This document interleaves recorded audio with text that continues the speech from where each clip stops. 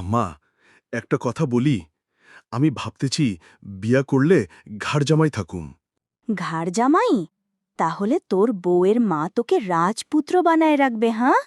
এই গ্রামের মাটির ভেতর রাজপুত্র হইতে তো মন চায়। আর আমি কি করছি এতদিন? সকাল থেকে রাত তোরে নিয়ে ছুটাছুটি, ভাত দিছি, জামা দিছি, মাথায় হাত দিছি। ওসব কি তুই ভুলে গেছিস?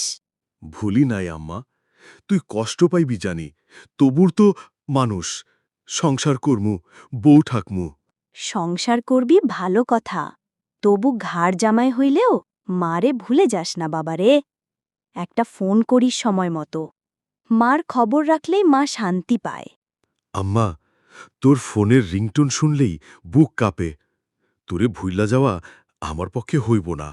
জীবনে সংসার হবে, নতুন মানুষ আসবে, কিন্তু যিনি না খাইয়া আমাদের খাইয়েছেন তার খবর রাখতে কখনো ভুল করা যাবে না।